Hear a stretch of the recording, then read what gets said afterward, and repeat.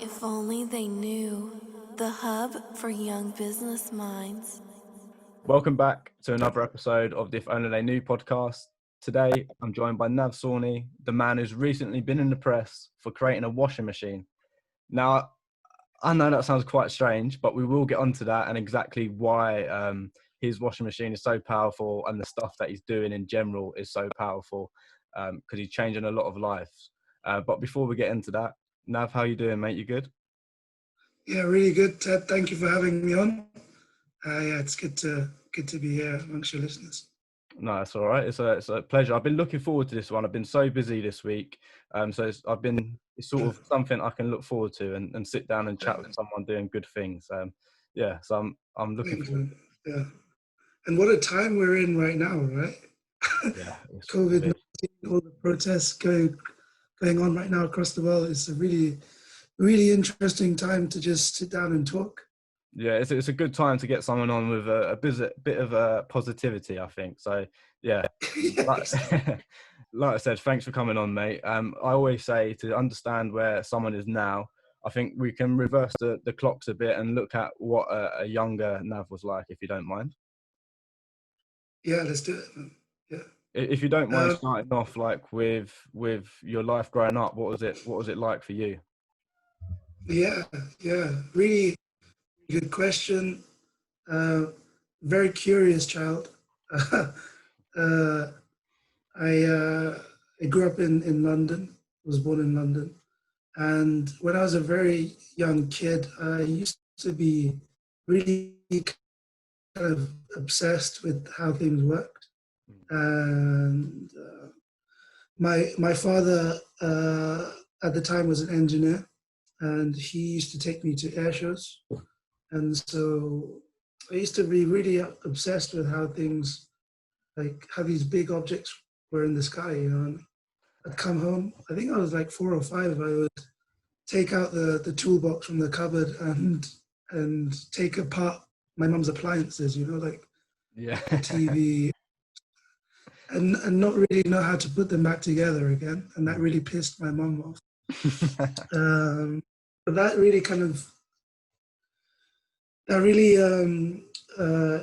really triggered my imagination of things, how things worked and things.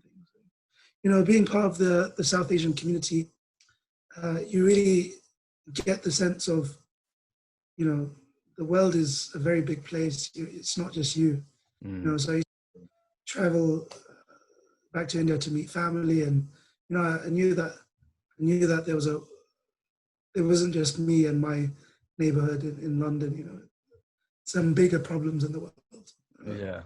Well, I think just before you carry on with that, I think the people that are long-term listeners of this podcast will probably be laughing now because I always go a bit too deep early on. I always like sort of try and solve the world issues too early on in this podcast. But I think that's a big point there. Like the fact that you were connected to that community and you sort of saw a bigger picture. Whereas I feel like for me growing up, and I guess a few other people listening to this, they just don't have that connection to the outside world, and they don't realize, okay, the world's bigger than London, or the world's bigger than my house even. I think that's sort of it's true. And to be honest, it's very natural, right? Like you're from Orpington, right? I'm from West London. It's easy to get surrounded by just your bubble, and just fix yourself to your own problems and your own situation, because that's what we're around. But when you're part of a community, a wider community, you see other people suffering, and I'm all for going deep into conversation. So good. Yeah, like I knew that it wasn't just me, and I knew that like we need to do more in our lives to help people, and I knew that from a very young age. And that always was at the back of my head. So I was growing up, I did various kind of volunteering projects around the world, and working in orphanages and things like that. And taking up engineering at university was a very kind of natural transition. Hmm. And so I studied aerospace engineering, uh, uh, and then graduated, and then got my first graduate job, which I'm sure we'll talk about later. Yeah, yeah.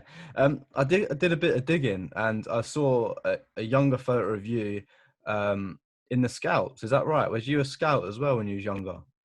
Yeah, 100%. Were you in Scouts too?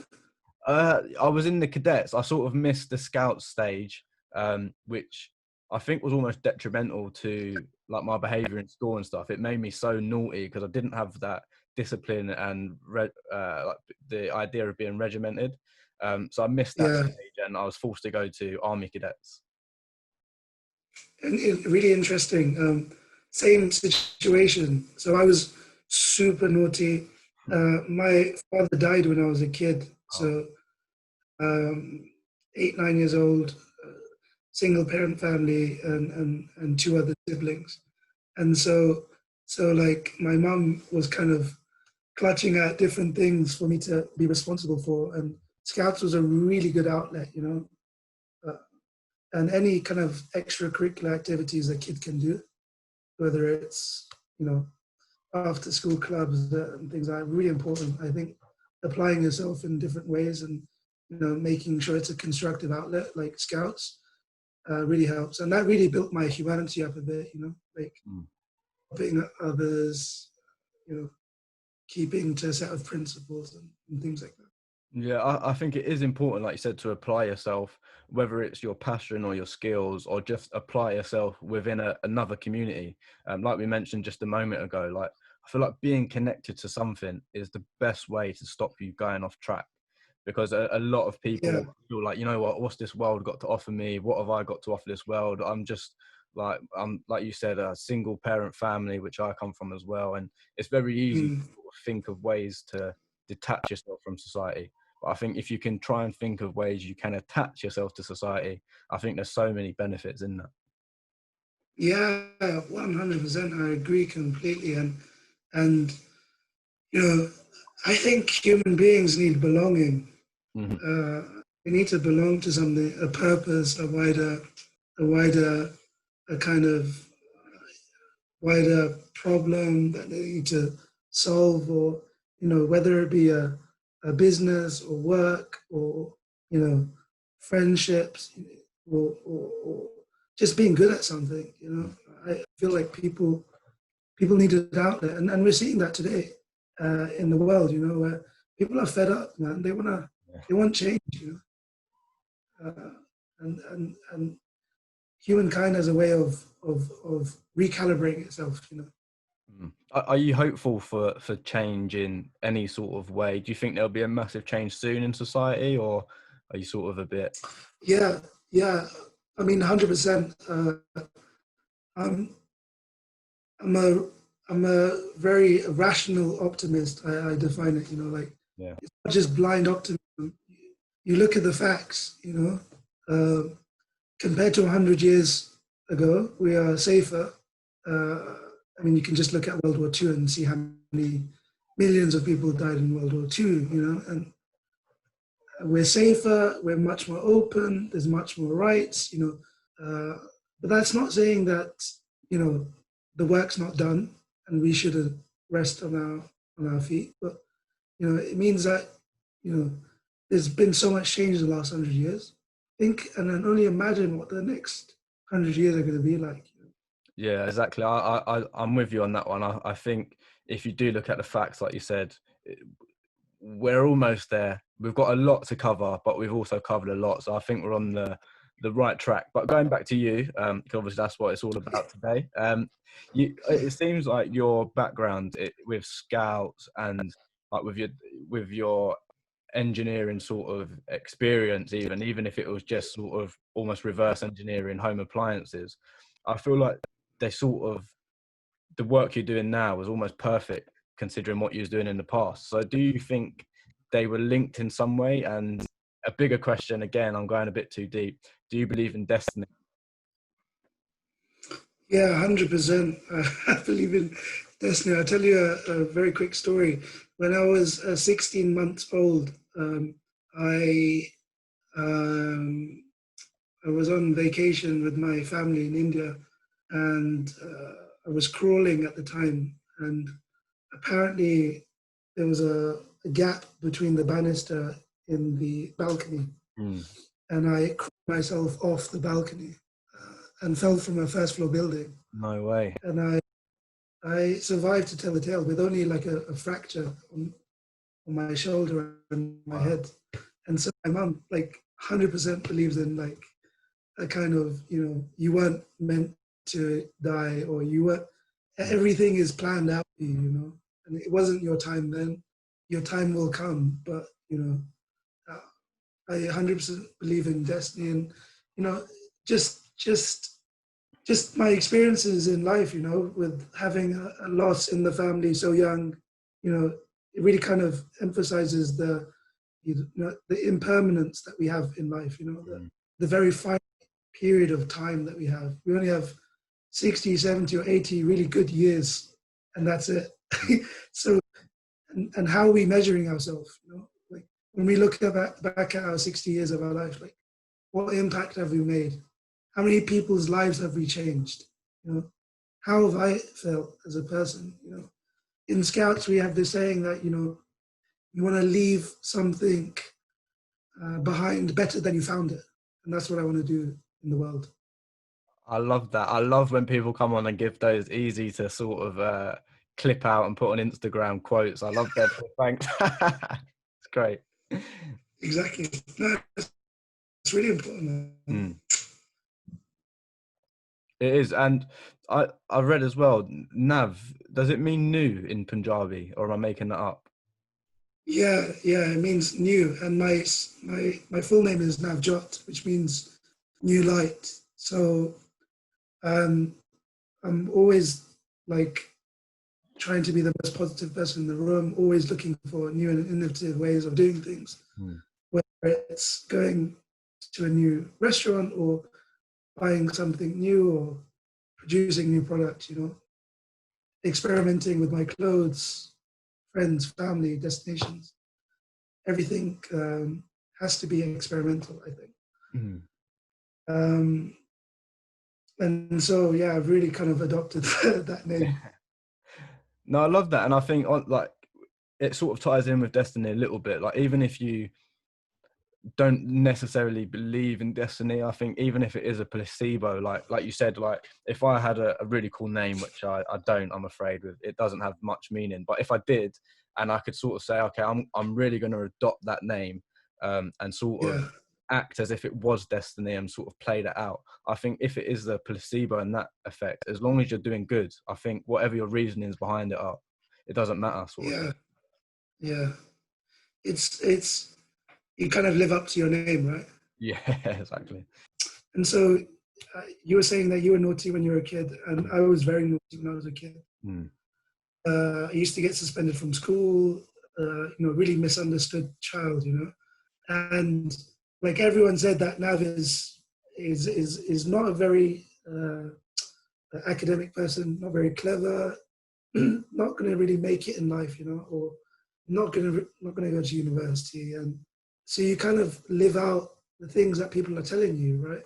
Yeah. So it's really hard to break away from that negative energy.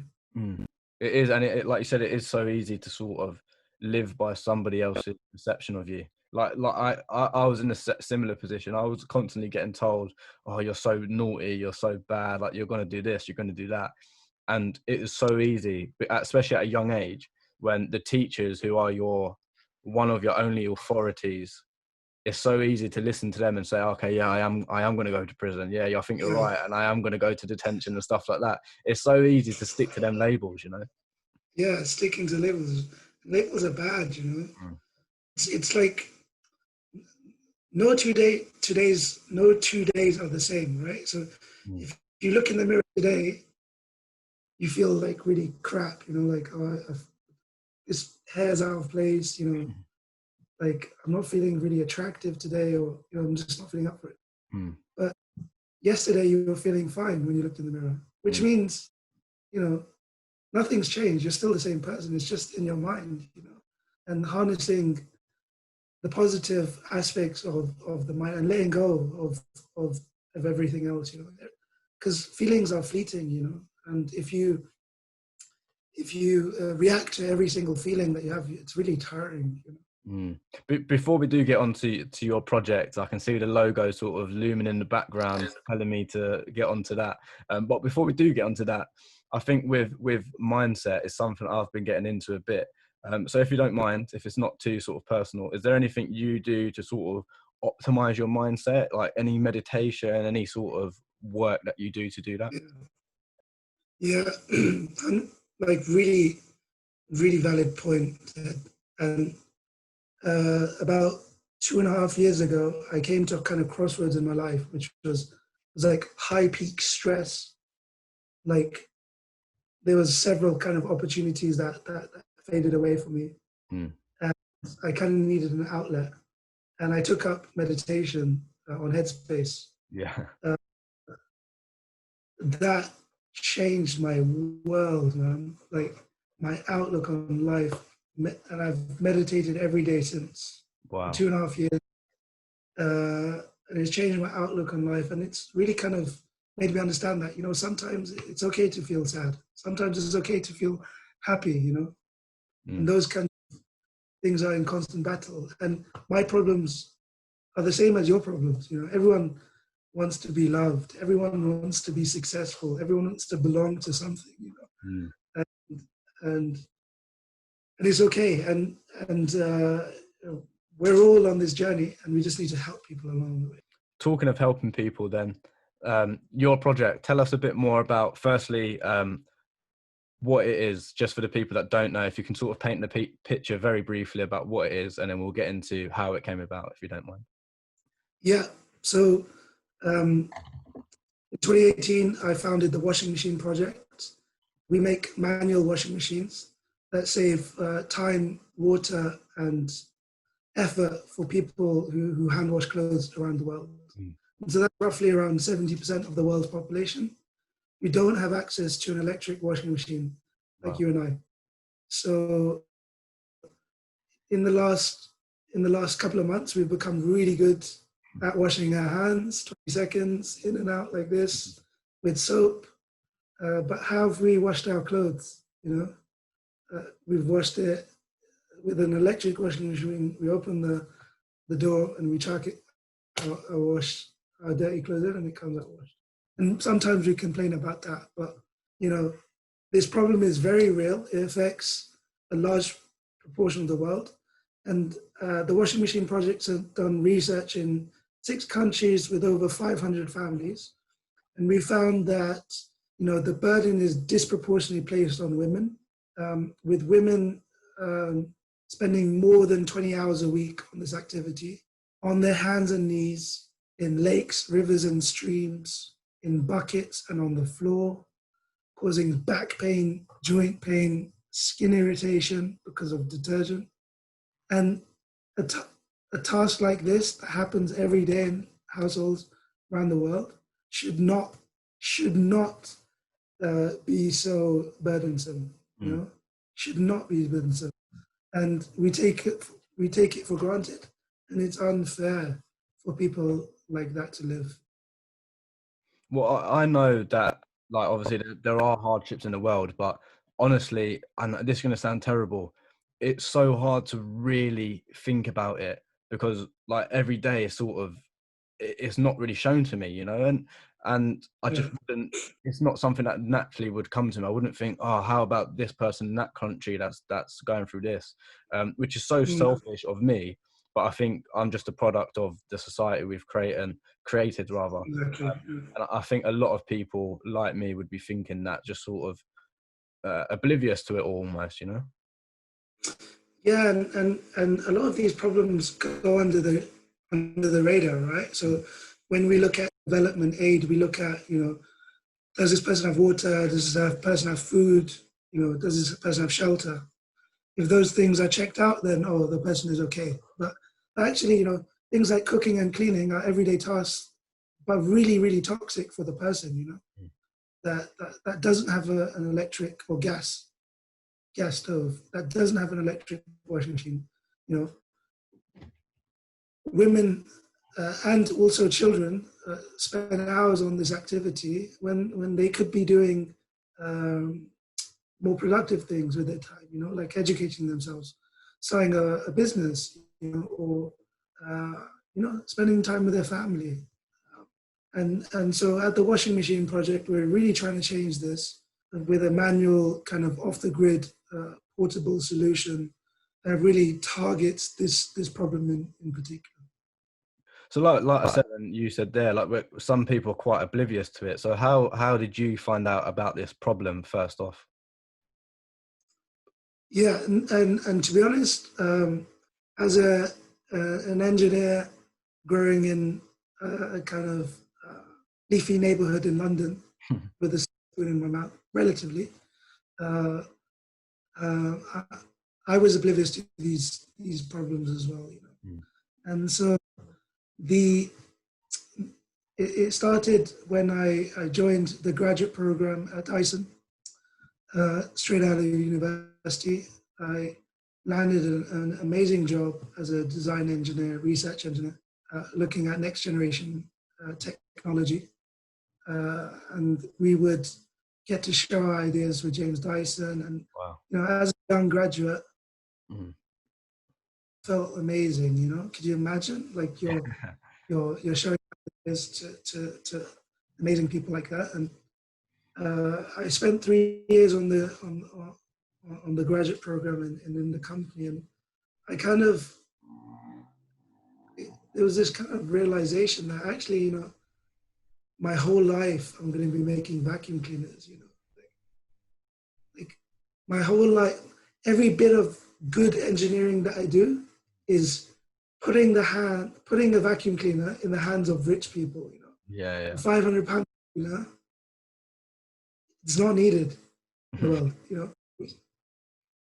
Like innovations like this are great and they're fantastic, and for people who choose to do these things, it's amazing, and I respect you. But for me, it's like I want my good engineering to help people, and so what I did was I decided to quit my job and take a sabbatical. Wow. And you can imagine my mum's reaction when I told her that I was going to quit a well-paid job with no money, and you know, apply myself to something else. And yeah, she was not happy, but it took a lot of persuasion. And what I decided to do was volunteer for Engineers Without Borders UK for 1 year, making clean and efficient cook stoves. Another huge problem where people use wood to cook their food affects 50% of the world's population. And you breathe in lots of toxic smoke, causes pneumonia, cataracts, and all sorts. So I was working for a year in South India, making clean and efficient cook stoves with Engineers Without Borders UK and Prakti. Shout out to Prakti. And that whole experience changed my life, my outlook on the world. You know, I was living in a very rural village called Kulapalayam in South India. My next door neighbors around me had really humble surroundings. Gas and electricity was not constant. Wow. So there was frequent blackouts. Water was only switched on for an hour a day in the mornings. So you had to collect all the water that you had, and then that was it. And I became very good friends with my next door neighbor called Divya. And Divya has really simple problems. You know, she doesn't have an electrical or gas cook stove that's consistently running, so she uses wood to cook her food. Causes really bad breathing problems. Yeah. She doesn't have an electric washing machine, so she spends hours and hours a day scrubbing each piece of cloth for her family.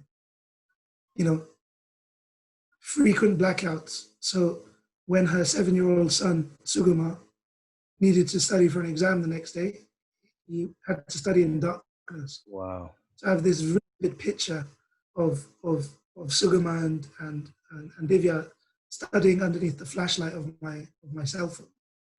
Wow.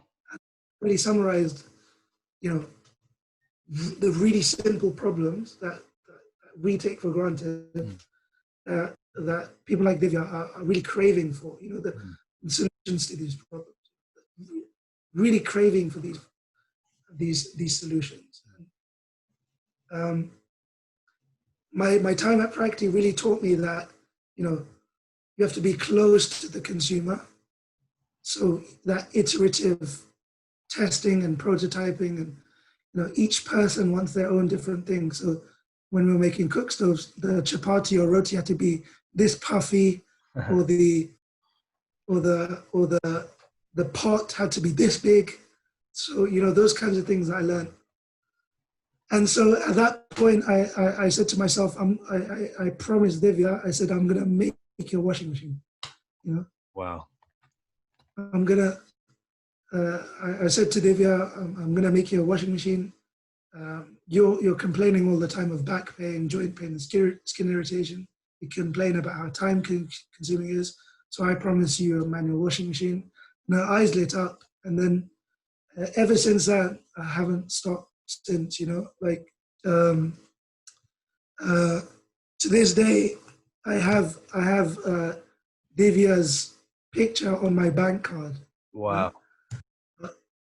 To remind me of that moment in time, And even in this logo that you see on the top here, the logo is from kind of dark to light, and there's a heart in the middle, and that's Divya and the consumer and the beneficiary that we're trying to help. And the beneficiary is at the center of everything that we're doing, People like Divya, and never losing sight of the problems of people like Divya, and why we're doing it, and how we can help them. That is amazing. But one thing in that, there's so much to pull out of that. But one thing you mentioned, like when the person's trying to study and you're standing there with your flashlight, and it was from your phone, was it the light? Yeah. That's sort of like almost like a metaphor for the whole situation, isn't it? Like you're there, they're struggling, and you're there with a thing that you carry around every single day that can access the internet, can call your family, you can call your friends, and just to top it off, can also be the light that they so desperately need, and that's in your pocket. That's crazy. Correct. Yeah, and I really believe that.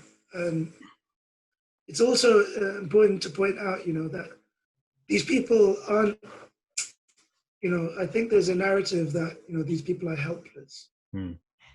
People are strong people that have pride, and they should be painted in the best light. They just need equal opportunities. They need the opportunity to thrive, and that's what we're trying to do. But just before that as well, if we reverse it a little bit, you said you left your job at Dyson, and was that sort of like your dream job, being an engineer and getting to talk to James Dyson himself? At that point in time, yes, but my dream job is right now. Yeah. Well, that's what I was saying, like, how did it feel sort of leaving what was your dream job? Like, how did that feel? And I'm going to say it for the first time today, like, if only I knew. Yeah, exactly, yeah. No, I was contemplating it a lot, man, and there was a lot of stress and strain in my family, and my friends, and like wider circle of like, why are you doing this? Like, or you can just get it out of your system, You need to do this and come back, and then you'll be okay. You'll be okay. So yeah, really stressful time, but I knew kind of like, this is what I wanted to do. This is my interest. And I really didn't know how it would pan out, but I'm so glad it did. And if only I knew that, what I knew now, and that kind of epiphany, like, this is exactly what I want to do for the rest of my life. I want to help people with my engineering. I want to bring together a team that are also as motivated as me in helping the world with the skills that they have, and let's just get to work and do it. Yeah, I think it's quite scary. One, just how easy it is to, like you said, pack up your day job, even if it is your dream job that you've sort of been working towards. It's so easy to leave that and go out there and really make a change. You're not putting money into a millionaire or a billionaire's pocket. You're putting solutions in front of the poorest people on the planet that will change their life, let alone their day. Yeah, yeah. And it's a really funny story. I remember being so happy at my job. Like, I used to come home in the car and like scream because I would be elated with such happiness Wow. of making vacuum cleaners for a living, you know? Like, it's amazing how time changes. And everyone has their circumstances and everyone makes their decisions, and they have responsibilities, mortgages, families, and mouths to feed. And at that point, I was lucky enough to have enough money, to save enough to make those decisions. I think that's another big point as well, like on a more sensible note, which I'm often not. I think if you are going to risk it all and to sort of chase your passion or your dream, I think on a sensible note, have some financial security behind you, even if it's just a bit, you know, just have something to sort of fall back on if things don't work out or it doesn't work out in time. Yeah, and I'm Indian, so you don't have to talk to me about saving money. No, but yeah, it's really important, you know, just to have a fallback and, you know, just have things figured out, you know, have a kind of safety net around you. Talking about feelings earlier on, it made me think, how did you feel when you actually found a solution, this new washing machine that was practical and powerful in terms of the effect it will have? How did you feel when you finally had that machine ready? What happened? What happened since coming back from India has been kind of whirlwind moment. It's been a roller coaster. Lots of happy moments, lots of sad moments, lots of challenges, lots of successes. And so I came back from India with this kind of with this in mind that I needed to make a washing machine. So I started the washing machine project. I also said to myself, you know, I'm going to need to really get clued up about the sector or the industry that I'm trying to tap into. So I'm studying a master's right now at Bath University in humanitarianism, conflict and development. Wow. I'm the only engineer on the course, which is really strange because engineers have the impact to create so much damage in the world today. And we're seeing it with people who make missiles and kits and, you know, and other things. And I'm also, sustainable future as well. So I currently work in the industry, in the automotive sector, to supplement my endeavor at the washing machine project. And so what happened since we started in 2018 was I knew that from the very beginning I couldn't do it myself. It's such a big problem. So I tapped on the shoulder of some amazing people from Dyson and in the past, and from all connections in my network, saying, can you help? And we put a team together of design engineers, people that are really good at communications to get the messaging out, people that are really good at business, because business doesn't come naturally to me. If you give me an equation, I can do it. But, you know, talking about putting 150 washing machines in Northern Africa, like, it's difficult. It doesn't come naturally. So business strategy and communications and marketing. So people who are united on that cause.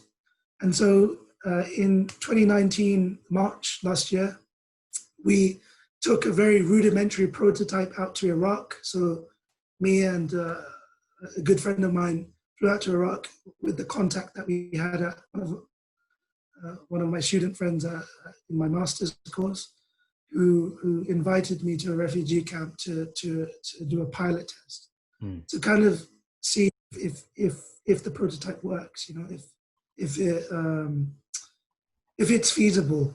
Yeah. We interviewed 80 families. The feedback was really good.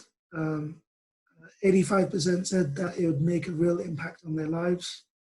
And so we got introduced to the directors of Oxfam. They seed funded us for 50 of these prototypes. We made 50 of the prototypes, and they're being tested in refugee camps in Iraq right now. So Wow. I was in Iraq in January, again this year, distributing. And we've been lucky enough to have lots of press, on the BBC and the Guardian, ironically the Daily Mail, to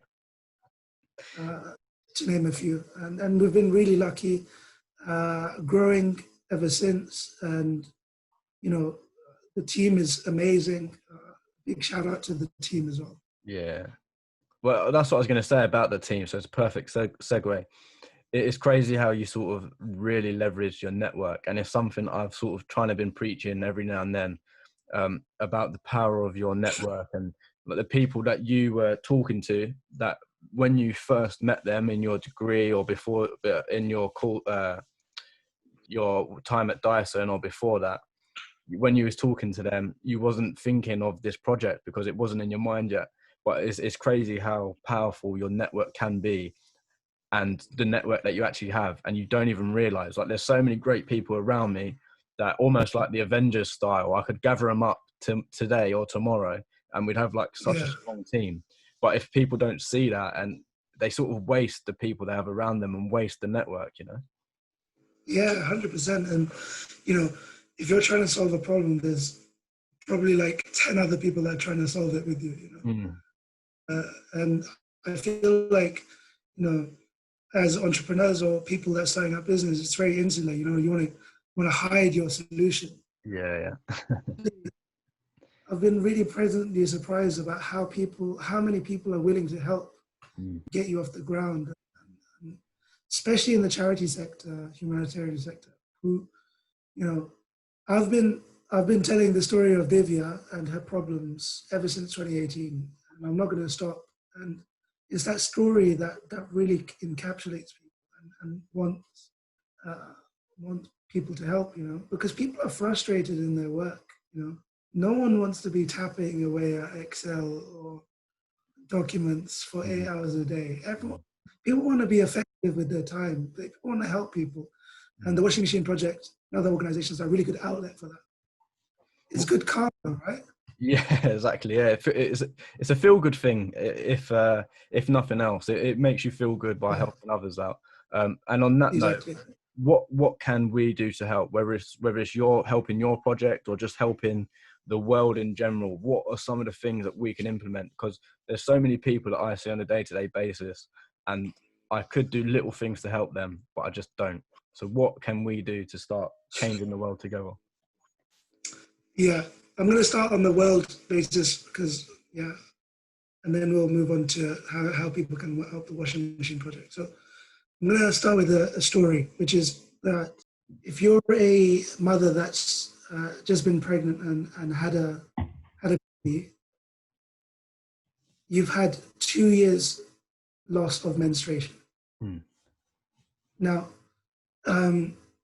if you're a manufacturer of menstrual pads, a person that's just had a baby, this is really bad for business. Yeah. Because that's a consumer that's not consuming your products. In the world today, the number of babies per woman is dropping substantially, and population is going to increase and then drop significantly. Right. This isn't because people are living less. People are actually living longer, but people are having less babies. They're becoming more educated, becoming more smart with their choices, having safer sex, and working. Now, if you're a menstrual pad manufacturer, this is really good for business. Mm-hmm. Yeah? Mm-hmm. Now, when you look at a menstrual pad company, and their advertising, why is it that a vast proportion of their advertising goes to pads that you can swim with, or pads that you can go rock climbing with, or pads that you can do yoga with? You know, Yeah. These companies are tapping into the 1% they already have a market for. Whereas the kind of 50, 60, 70% of the world's population that are growing outside of poverty, they're missing completely. Wow. Yeah. Yeah. That doesn't just apply to menstrual pads. That applies to every single product in the market today. Wow. You know, whether it's apps or whether it's hardware or whether it's cook stoves or washing machines. If a lady is looking for a pad in the developing world, someone like Divya, she's probably going to stick with that pad for the rest of her life. She's going to probably tell her daughter to stick with that pad. They just low-cost solutions, and they need them now. So people need to get into this mindset, you know, of like stop developing products for, or products that you're developing can be applicable to other people, you know. Yeah. America. Broaden your horizons, but broaden your mindset, because there are other people out there other than just us. Yeah. And just reading, you know, reading as much as possible. The book I'd recommend right now is Factfulness by Hans Rosling. I'll send it to you. It's really good. It changed my outlook on life, and it looks at the world in numbers. You know, we're looking at the media today, and we're feeling really bad about ourselves. The world is very bleak, but it's not. You know, we've improved so much. That doesn't mean that we don't stop, but it means that we take stock, you know, and we reflect on the situation that we're actually in, rather than what the media is telling us. You know? So yeah, that's what I'd recommend. And also, you know, don't be scared of failure. If you have an idea, just get on and do it. You know, if only I knew what I knew now 10 years ago. I wish I started the washing machine project 10 years ago. Could you imagine where would? Yeah, that's scary in itself, though, to think that almost. But perhaps I was going to say wasted years, but perhaps it's not wasted years. Perhaps you needed those years to sort of elevate you. I needed those years. Yeah. I wouldn't have studied engineering. I wouldn't have got the job at Dyson. I wouldn't have quit. I wouldn't have gone to EWB UK. I wouldn't have had this really enlightening experience with Divya. I wouldn't have come back home and done this, you know. Everything happens for a reason. But I think it's the fear factor, you know. Everyone's scared of failure. But if you find that there's people along the way that are helping you, it makes it a bit easier. So that would be my advice. Yeah. How about for the washing machine project? How can we actually help, if at all? Yeah, I mean, so right now we're growing a lot. So we're looking for kind of skills and expertise at the washing machine project that would really help grow our cause. We're a social enterprise, so a lot of 51% of our profits go back into the company if we ever make a profit. So we take donations through Just Giving. So that's really, really, really important as well, to make us a sustainable business, to make sure that we have the right impact. And exposure, so sharing, liking, tweeting, you know, tagging us, but also, you know, sharing the problem, you know, telling people about this problem, because we're not going to be able to capture 70% of the world. It's not only on us to figure out this problem; it's on other people. You mentioned it there. You're getting quite a bit of exposure as it is. And you're changing the life of so many people. But what's next for yourself and the project? Is there anything in mind? Yeah, so after this pilot that we've done of 50 washing machines in 50 families in refugee camps in Iraq, we're going to really take take stock of this. We take a really user-centered approach. So a lot of data that we receive of what's good and what's not good on our product. We're redesigning with the feedback, and then we want to launch a market-ready product by 2021 end of. Nice. That's what we're doing. A lot of work to do until then. So lots of people that we're talking to regarding pitching and funding, and making sure that we have the right finances in place to make this possible as well.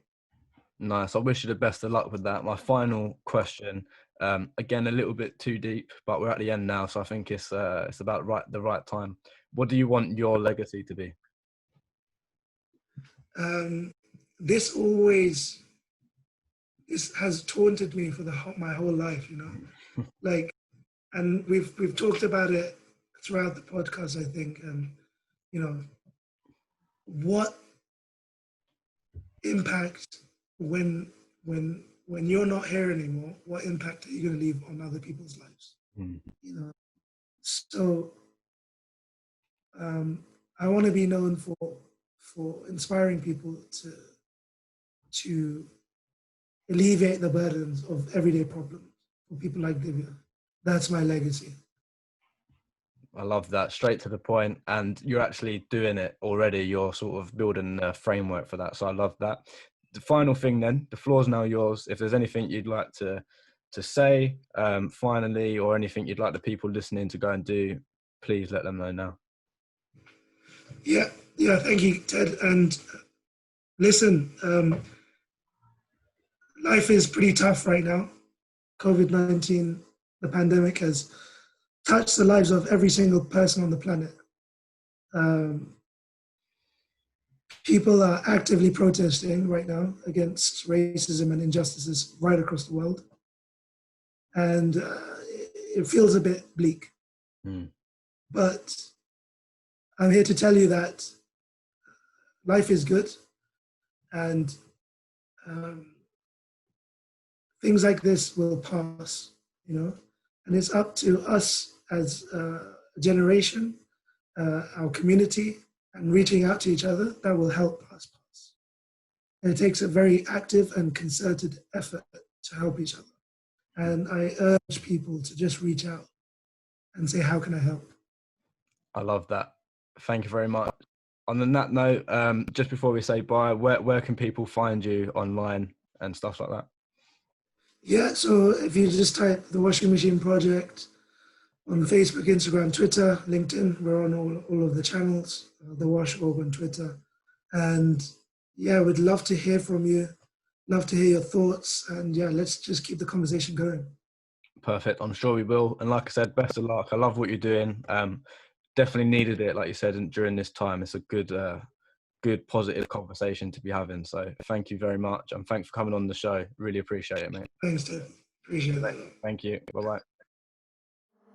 If only they knew, the hub for young business minds.